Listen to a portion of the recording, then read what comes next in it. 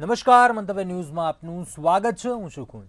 પાકિસ્તાનની જાસૂસ ફેક્ટરીની હવે પોલ ખુલતી જઈ રહી છે. ગદ્દારોની હવે ખેર નથી. યુટ્યુબર જ્યોતિ મલ્હોત્રા જેવો જ પાકિસ્તાન માટે જાસૂસીનો કેસ હવે ગુજરાતમાંથી સામે આવ્યો.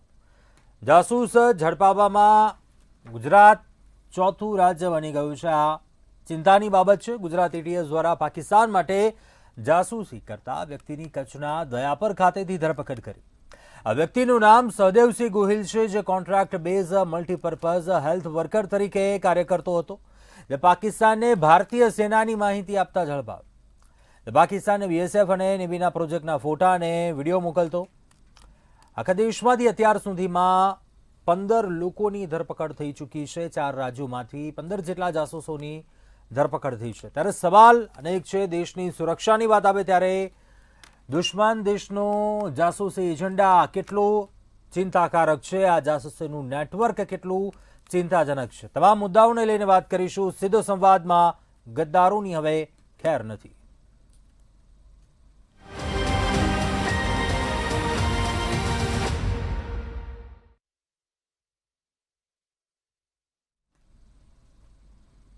તો આ જ મુદ્દા પર ચર્ચા કરવા માટે આપણી સાથે ગેસ્ટ જોડાયા છે. હરીનભાઈ ગાંધી, એરફોર્સ વેટરન, અંબાલાલભાઈ ચૌહાણ, પૂર્વ આઈપીએસ અધિકારી છે, નિલેશભાઈ સોલંકી બીજેપી નેતા છે, અને મુકેશભાઈ પંચાલ જે કોંગ્રેસ નેતા છે. આપ તમામનું સ્વાગત છે આ ચર્ચામાં. સૌપ્રથમ હરીન સર, આપને પ્રશ્ન કરવા માંગુ છું. હાલની જે પરિસ્થિતિઓ પાછલા કેટલાક દિવસોથી જોતા આવીએ છીએ, પરંતુ આજે ઘટસ્ફોટ થઈ રહ્યા છે ચોંકાવનારા. જાસૂસ જ્યોતિની વાત હોય, અનેક રાજ્યોમાંથી જાસૂસો ઝડપાયા અને હવે ગુજરાત ચોથું રાજ્ય બની ગયું છે. ગુજરાતમાંથી પણ આજે કચ્છમાંથી એ વ્યક્તિએ જાસૂસ ઝડપાયો છે. આ જાસૂસનું નેટવર્ક આ કેટલું ચિંતાજનક ગણી શકાય, કે રીતે જુઓ છો આપ?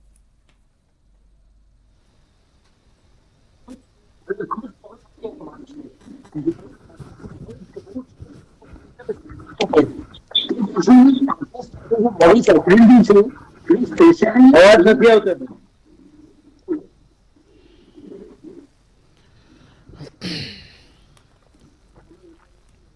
હેલો હરેન સર, અવાજ આવી રહ્યો છે મારો?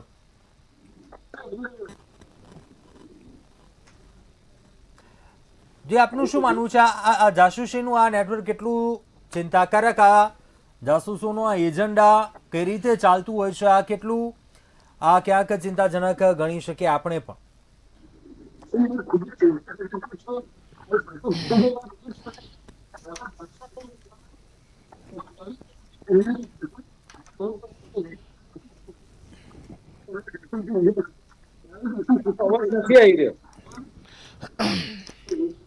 જી જી જી અંબાલાલભાઈ, આપનું શું માનવું છે જાસૂસી એજન્ડાને લઈને? શું કહેશો? હરિયાણા, દિલ્હી, યુપી અને હવે ગુજરાતમાંથી જાસૂસ ઝડપાયો. બનાસકાંઠામાં પણ એક પાકિસ્તાની શંકાસ્પદ તેને જે ઠાર મારવામાં આવ્યો.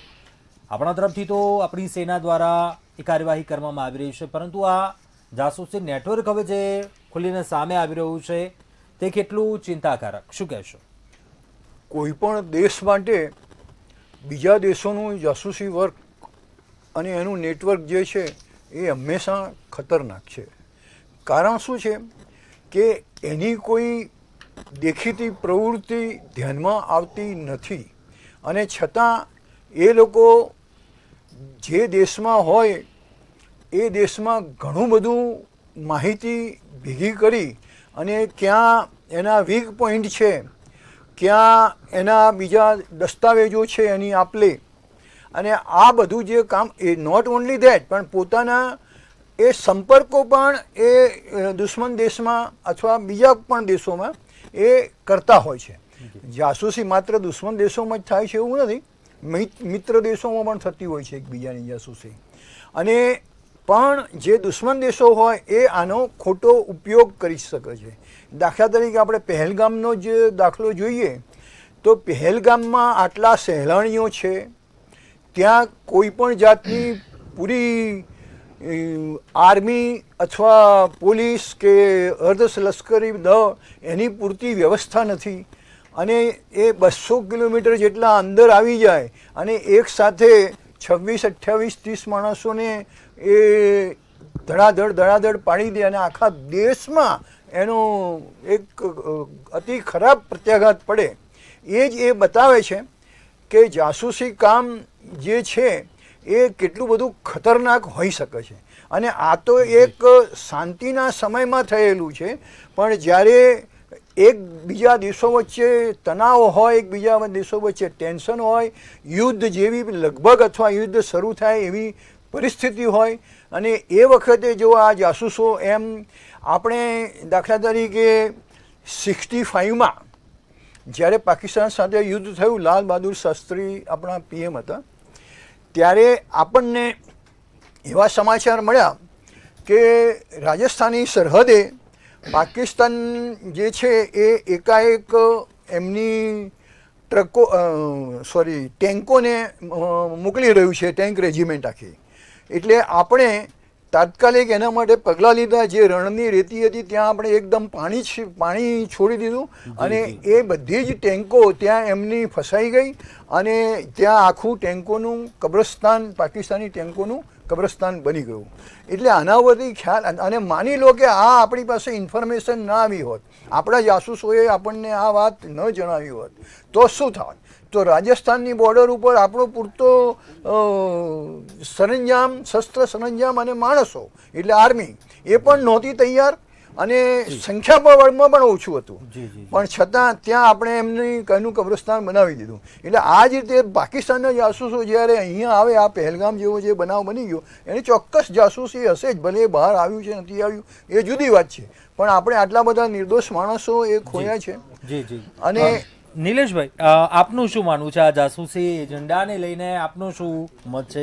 ચિંતાકારક તો 100% છે આ વાત, પરંતુ હવે આ છેલ્લા પાછલા કેટલાક દિવસોથી આ વાત જે સામે આવી રહી છે, ગુજરાત ચોથું રાજ્ય આ થઈ ગયું કે જેમાંથી આ જાસૂસ ઝડપાવાનો આ મામલો સામે આવ્યો, શું કહેશો?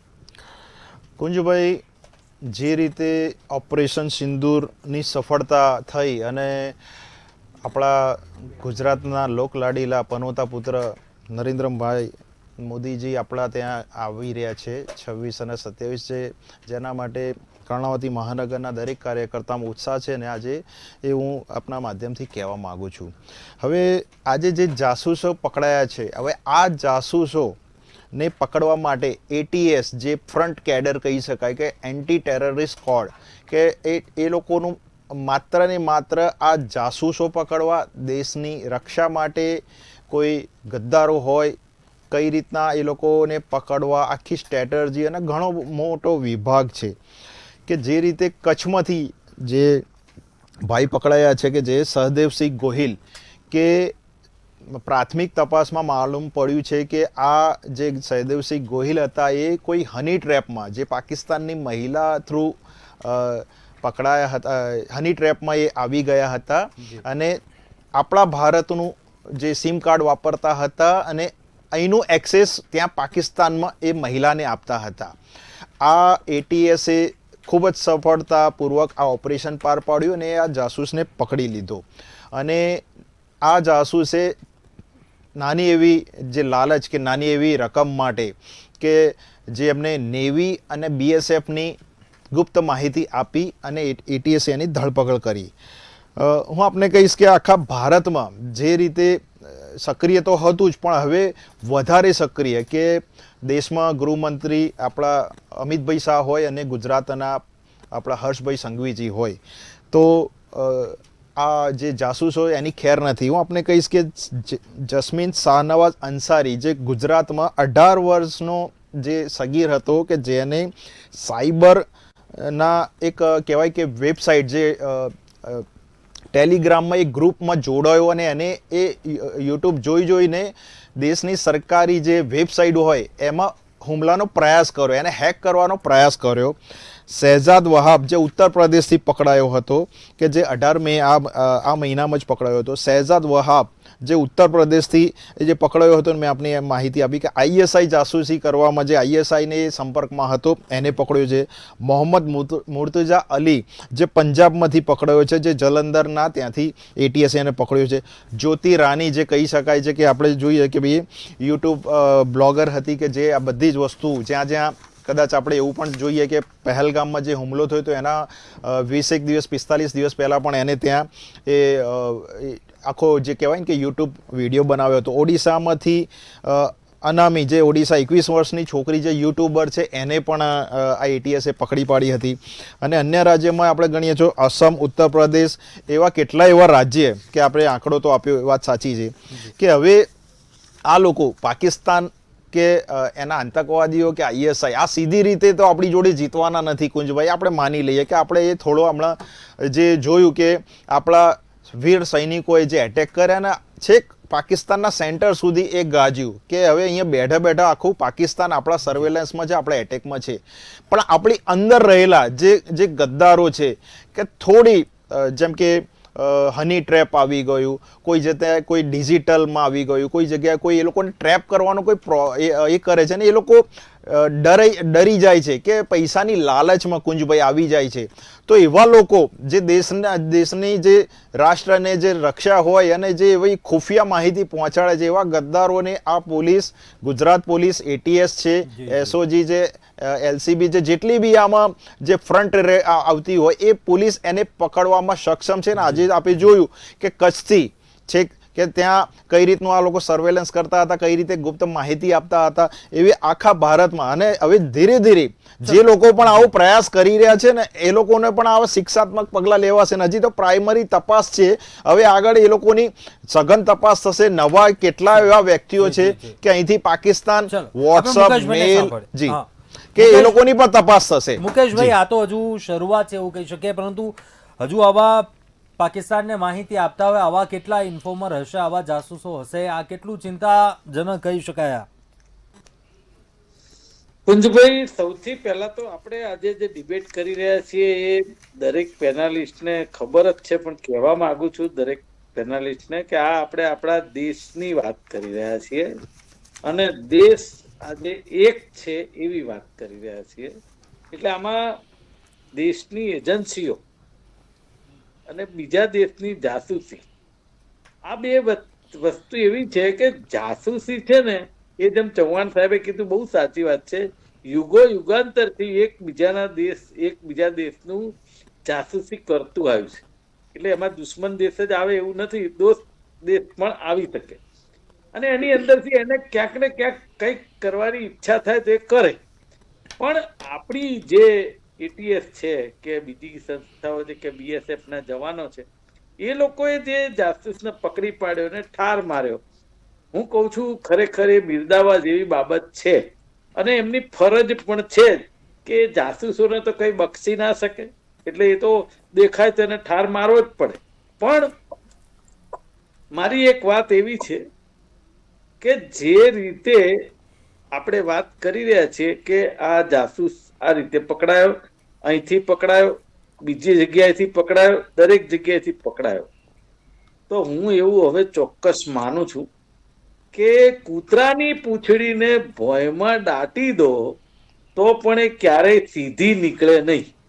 આ એક ગુજરાતી કહેવત છે આપણી, અને ગુજરાતની કહેવતને જો અનુસરી અને જે આ આપણા ટ્રમ્પ સાહેબે કે કોઈ પણ કારણથી જે સીઝ ફાયર થઈ ગયું કે એટલી મોટી સફળતા સાથે આપણે આગળ વધી રહ્યા હતા. આપણે એવું નથી કહેતા કે આપણે યુદ્ધ જ એક વિકલ્પ છે, પણ આ પાકિસ્તાન એ કોઈ બીજી ભાષા સમજે એવું દેખાતું નથી.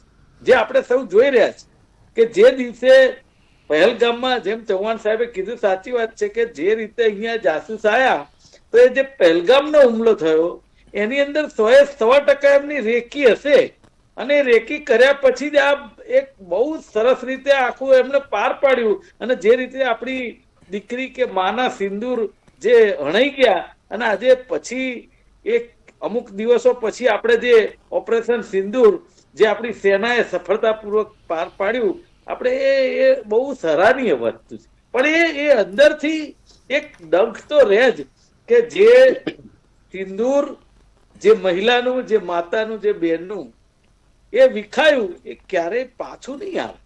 હા, ચલો 100% એક સંતોષ થાય ચોક્કસ કે જે રીતે જી પહેલગામની અંદર હરેન સર, આપને પ્રશ્ન કરવા માંગુ છું. હરેન સર, શું લાગે આ જાસૂસીના એજન્ડાની જ્યારે વાત આવે, પાકિસ્તાનની જાળમાં એ રીતના એજન્ટોની જાળમાં દુશ્મન દેશોની સામે એ ફસાઈ જતા હોય છે. આવા સામાન્ય લોકોને શું એવા ટાર્ગેટ કરવામાં આવતા હોય છે, શું એવી રણનીતિ રહેતી હોય છે, આ કેટલું કઈ પ્રકારે આ નેટવર્ક ચાલતું હોય છે, એ મામલે જણાવશો આપ? સી ડેફિનેટલી મુકેશભાઈએ જે રીતે જણાવ્યું કે ગુપ્તચર જે સિસ્ટમ છે એ વર્ષોથી સદીઓથી ચાલી આવે છે. તમે વિચાર કરો, તમને કહી દઉં કે ઓપરેશન સિંદૂર આપણે કર્યું બરાબર, પહેલગામમાં જે એટેક કર્યો, નિર્દોષ નાગરિકોને બેમોત મારવામાં આવ્યા, ધર્મપુષીને મારવામાં આવ્યા, અને એના પછી એના જવાબમાં આપણે જ્યારે ઓપરેશન સિંદૂર કર્યું અને પિન પોઈન્ટ હુમલા દ્વારા 9 જે આતંકીઓના જે અડ્ડા કહેવાતા હતા એમને ખતમ કર્યા. તો એ આપણે ખતમ કેવી રીતે કર્યા એ આપણે વિચારવાનું છે. આપણી જાસૂસી સંસ્થા એટલી પરફેક્ટ છે, એટલી જબરદસ્ત ઇન્ફોર્મેશન, પિન પોઈન્ટ ઇન્ફોર્મેશન આપણી પાસે છે, અને એટલે જ ઓપરેશન સિંદૂર થયું. હું એવું કહી શકું કે ઓપરેશન સિંદૂર એ ખાલી આર્મી, નેવી, એરફોર્સ કે ગૃહ મંત્રાલય દ્વારા નહીં, પણ આર્મી, નેવી, એરફોર્સની સાથે આપણી જે ઇન્ટેલિજન્સ એજન્સી છે એ બધી એજન્સીઓએ અને આપણા જે એજન્ટ છે, જે અહીંયા પણ છે, જે પાકિસ્તાનમાં છે અને જે બીજા દેશોમાં છે, આ બધાના એક પ્રોપર કોર્ડિનેશનને કારણે જ ઓપરેશન સિંદૂર આપણે કમ્પ્લીટ પાર પાડ્યું. આની સાથે તમે દેખ્યું હશે કે ભારતીય વાયુસેનાએ જે 11 એરબેઝને તોડી પાડ્યા, પિન પોઈન્ટ માર્યા, રનવેની વચ્ચે જ હુમલો કર્યો. તો આ બધું શું છે? આ બધી આપણી જે ગુપ્તચર સંસ્થાઓ છે, આપણી જે ઇન્ટેલિજન્સ એજન્સીસ છે, એણે આપણને પરફેક્ટ જ્યારે ડાટા આપ્યો છે, એ ડાટા પર કમ્પ્લીટ કોઓર્ડિનેશન સાથે કામ થાય ત્યારે આવું થાય છે. હવે બીજી વાત કે આઈએસઆઈ છે અને પાકિસ્તાન છે, એની મોડસ ઓપરેન્ડી છે કે હંમેશા એ ભારતીય નાગરિકો, એ જે લોકો સ્પેશિયલી યુથ અને જે ગરીબો છે, આ બધાને કોઈને કોઈ રીતે ફસાવા માંગે છે. હું તમને એક ઘટનાની વાત કરું, પઠાણકોટનો હુમલો. પઠાણકોટના હુમલાની અંદર તમે ધ્યાન હશે તો આખું જયારે ચેક કરવામાં આવ્યું તો ખબર પડી કે જે લોકો ગ્રાસ કટિંગ માટે અંદર જતા હતા, શસ્ત્રો એમના દ્વારા અંદર લાવવામાં આવ્યા હતા. એટલે આ બધું છે જે ગરીબ માણસો છે એને ફોડીને, અથવા તો જે ભારતનું યુથ છે, જે સોશિયલ મીડિયામાં એક્ટિવ છે, જે ઇન્સ્ટાના વિડીયો બનાવે છે, પહેલા ટિકટોકના વિડીયો બનાવતા હતા, જે યુટ્યુબર્સ છે, જે લોકો પોતાની જાતને સોશિયલ ઇન્ફ્લુએન્સર બનાવવા માંગે છે કે બની બેઠા છે, આવા બધા જ યુથને કોઈને કોઈ રીતે આવી ગુપ્તચર સંસ્થાઓ અને પાકિસ્તાનના જે આગાઓ છે અને એમના એજન્ટો છે જે ઇન્ડિયામાં છે, આ બધા એમને કોઈને કોઈ રીતે ટ્રેપ કરી, ચાહે એ હની ટ્રેપ હોય કે એ મની ટ્રેપ હોય કે બીજો કોઈ પણ જાતનો ટ્રેપ હોય, આવા નાની નાની કે મોટી મોટી લાલચો આપી એમને ફસાવવા અપાય છે. અને ક્યારે પણ આ જે સિસ્ટમ હોય છે એ ડાયરેક્ટ માહિતી નથી માંગતી. પહેલા એમને ફ્રેન્ડલી કરવામાં આવે છે, પોતાની માહિતી એમને આપવામાં આવે છે, એકબીજા સાથે શેર કરે છે, અને આવી રીતે કરવું જોઈએ. મંતવ્ય ન્યૂઝના માધ્યમથી હું ખાસ એવું કહેવા માંગીશ કે હવે જે યુદ્ધ થવાનું છે, અને હવે પાકિસ્તાન અને ઇન્ડિયાનું યુદ્ધ છે, ખાલી સરહદ પરનું યુદ્ધ નથી રહ્યું, બરાબર છે?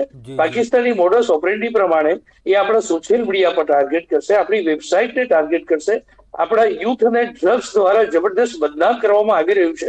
પહેલગામ જો હુમલો છે, હું કદાચ કહીશ એનાથી મોટો હુમલો એ ભારતના યુથ ઉપર થઈ રહ્યો છે, અને એ છે ભારત પાકિસ્તાનના અને ભારતના રહીશો જે પાકિસ્તાનના એજન્ટો બની ગયા છે, એ લોકો જે ડ્રગ્સ સપ્લાય કરે છે, આ બધી જ એક વ્યવસ્થા છે જે ઇન્ડિયાને ખોખલી કરવા માટેની છે.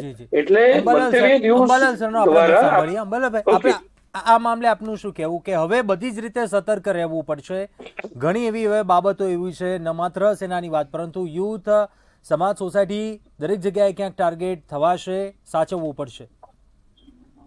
હવેનો સવાલ નથી, કાયમ માટે સતર્ક રહેવું પડે, કારણ કે જાસૂસી કામ જ એવું છે કે જે 24 કલાક અને દુનિયાના લગભગ દરેક દેશો, ખાસ કરીને જે સક્ષમ દેશો છે, એ આ કાર્ય કરતા જ હોય છે.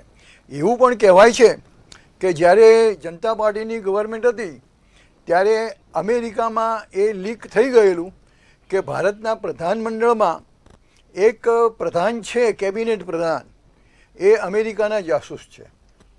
હવે એમનો ઈશારો જે તે વખતના વડાપ્રધાન મોરારજીભાઈ દેસાઈ તરફ હતો.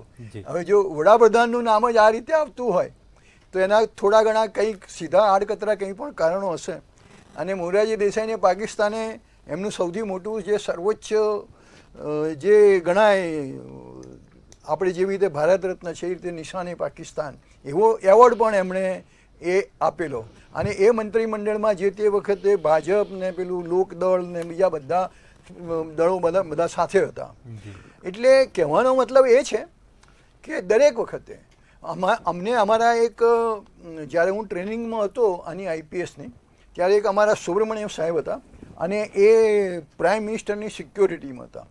એમણે અમને એટલે કોઈ એક ઇનફોર્મલ વાતમાં 1 to 1 પ્રાઇવેટ ઘણી વખતે મળતા હોઈએ છીએ, તો અમને કહેલું કે મેં 8 મહિના એક 5 સ્ટાર હોટલ સામે મગફળી વેચીને એટલું શોધ્યું કે એક ફોરેનર લેડી ત્યાં દિલ્હીમાં એક 5 સ્ટાર હોટલમાં રહેતી હતી, ત્યાંથી ચાલતી નીકળે. નિલેશભાઈને આપણે મત સાંભળ્યા. નિલેશભાઈ, આપનું શું માનવું છે? જે તમામ મુદ્દાઓને લઈને વાત કરી, કેટલા ચિંતાજનક, કેમ કે યુથ ટાર્ગેટ એ રીતના દુશ્મન દેશ કરી રહ્યો છે. સોસાયટીને પણ હવે કેટલું એ સતર્કતા હવે દાખવવી પડશે. અત્યારે એ સતર્કતા દાખવી જ રહી છે, પરંતુ તો પણ આ મામલે શું કહેશો? કુંજભાઈ, હવે યુદ્ધ જે રીતે સામસામો તો એ છેલ્લો રસ્તો છે કે સામસામો ક્યારે આવે કે તમે કોઈ એક્શન લો છો અને રિટાલિએટ થાય છે, પછી તો એ પાછળ વળીને જોતા નથી. પણ હવે જે ગુપ્તચર માહિતીઓ હોય છે, દરેક દેશની એક એજન્સી હોય છે. આપણી જેમ ભારતની રો છે કે ભાઈ 1968માં એની સ્થાપના થઈ હતી કે જેને રિસર્ચ એન્ડ એનાલિસિસ વિંગ રો કહેવાય છે. એવી રીતે યુનાઇટેડ સ્ટેટની CIA છે, રશિયાની FSB છે, ચીનની MSS છે, યુનાઇટેડ કિંગડમની MI5 છે. આ બધી એજન્સીઓ જે એકબીજાના ડેટા આપલે કરે છે. સાચી વાત છે, દુશ્મન દેશો તો હોય છે એની તો એજન્સીઓ અને એ ડેટા તો એકત્ર થતા હોય છે, પણ બીજા કેટલા એવા છે જેમ કે મોસાદ છે, CIA છે, એ રોને એકબીજાને સપોર્ટ કરતા હોય કે ઘણી બધી માહિતીઓ હોય છે. કે આપણે એની ઉદાહરણ તરીકે આપણે જોઈએ કે બાંગ્લાદેશમાં 1971માં જે થયું એ રોનો ખૂબ મહત્વનો ફાળો હતો કે બીજા દેશની જે માહિતી હોય એ આપણા દેશની રાષ્ટ્રીય સુરક્ષામાં એકત્રિત કરતા હોય. હમણાં જોયું આપણે કુલભૂષણ જાધવનો જે કેસ હતો એમાં રોની ખૂબ સારી એવી ભૂમિકા હતી. આપણે આયા દિન જોઈએ છીએ કે બહાર કેટલા એવા વ્યક્તિઓ છે કે આપણા મોસ્ટ વોન્ટેડ છે કે કઈ રીતને છે, તો એ લોકો કયા દેશમાં ક્યારે જતા હોય, શું જતા હોય, તમે મને કે આપણા દેશની પોલીસના ના ખબર, પણ આ જે ગુપ્તચર એજન્સીઓ છે એ રાષ્ટ્રીય સુરક્ષામાં વધારો કરવામાં ખૂબ જ કુંજભાઈ મહત્વનો ભાગ ભજવે છે. અને એ લોકોની જે ટેકનોલોજી, એ લોકોના ઇક્વિપમેન્ટ, એ લોકોની સુરક્ષા આ નરેન્દ્રભાઈની સરકાર ખૂબ જ એ કુશળતાથી કરે છે. અને આપણે જુઓ કે આપણા દેશમાં જે સૈન્ય હતું, સૌથી મોટું સૈન્ય 4થા નંબરનું આપણું કહી શકાય, પણ ઇક્વિપમેન્ટની જે આપણી જે જરૂરી હતી કે ઇક્વિપમેન્ટ અહીંયા પાસ થતા હતા, અહીંયા ફંડ થતું, તો હવે કહેવાય ને કે સીધું ફાસ્ટ ટ્રેકમાં થાય છે કે આજે આપણે આટલા કરોડ આટલા બિલિયનના સાધનો લેવા છે. અને સમગ્ર વિશ્વમાં જે હાઈ ટેકનોલોજી છે કે ભાઈ ડ્રોન આવી ગયા આપણી જોડે, S-400, હવે કદાચ 500 પણ આપણે ભવિષ્યમાં લાવીશું, એવા રાફેલ છે, એવી 5th જનરેશન 6th જનરેશન જેમ આવશે એમ આપણા દેશનું જે રક્ષા બજેટ છે એમાં પણ સૌથી વધારો થતો જાય છે. પાકિસ્તાનનું જે બજેટ છે ને એ આપણાથી 3-4 ગણું નાનું છે, એટલું મોટું આપણું બજેટ સુરક્ષાનું છે. ને હવે જે રીતે દુશ્મન દેશો વધી રહ્યા છે, આપણે તો આજુબાજુ જે પડોશી દેશો છે એ તો કેવા છે કે આપણી પર ધ્યાન રાખી રહ્યા છે, તો એની ચોકસાઈપૂર્વક રીતે આપણા સૈનિકોને જે વસ્તુ જોઈએ છે એમાં કોઈ પણ જાતનું કોમ્પ્રોમાઇઝ કરવામાં નથી આવતું. મુકેશભાઈ, કુંજભાઈ, એવું કહેવા માંગુ છું કે ફરીથી કહું છું કે આ એક જે યુદ્ધ કહી શકાય કે જે આપણે સ્ટ્રાઇક કરીએ કહી શકાય, એમાં ભારત દેશનો 140 કરોડ લોકો એક છે અને આપણી સેનાએ પાર પાડ્યું છે. એટલે પહેલા દિવસથી કહું છું કે આ સ્ટ્રાઇકને, આ ઓપરેશન સિંદૂરને કોઈ શ્રેય લેવાની કોશિશ ન કરે કોઈ પણ રાજકીય પાર્ટી. કારણ કે આ એક માત્ર ને માત્ર સેનાએ પોતાની જાનની બાજી લગાવી, 3 દળોની સેનાએ અને આ કામ કર્યું છે. દિશા નિર્દેશ તો ખુરશી પ્રમાણે બદલાતા રહે, પ્રધાનમંત્રી હોય કે રાષ્ટ્રપતિ, એ ખુરશી પ્રમાણે બદલાતા રહે, પણ સેના એની એ જ છે.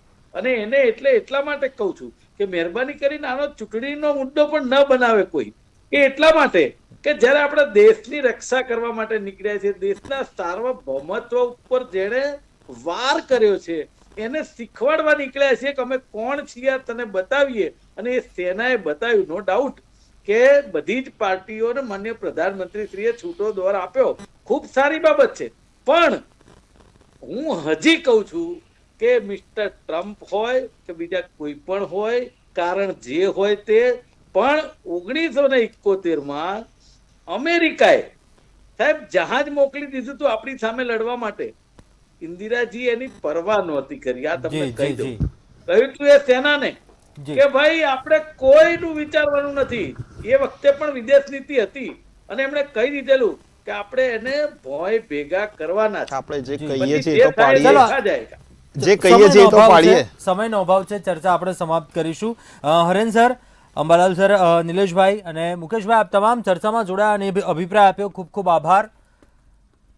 અંતમાં આ મામલે કહેવાનું એટલું થાય, બનાસકાંઠામાં સરહદ પર જે ઘટના બની, જે પાકિસ્તાની જે જાસૂસ શંકાસ્પદ હતો તેને ઠાર કરાવ્યો, બીજી તરફ કચ્છમાંથી જે એક જાસૂસની ધરપકડ થઈ છે. ગુજરાત આ પ્રકારે ચોથું રાજ્ય બની ગયું છે. સતર્ક તમામને રહેવું પડશે આ મામલે.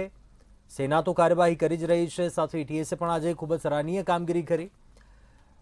ગદ્દારોની હવે ખેર નહીં રહે. અંતમાં કહેવાનું માત્ર આટલું થાય છે. અત્યારે આ સીધો સંવાદમાં બસ આટલું. વધુ સમાચારો માટે આપ જોતા રહો મંતવ્ય ન્યૂઝ. નમસ્કાર.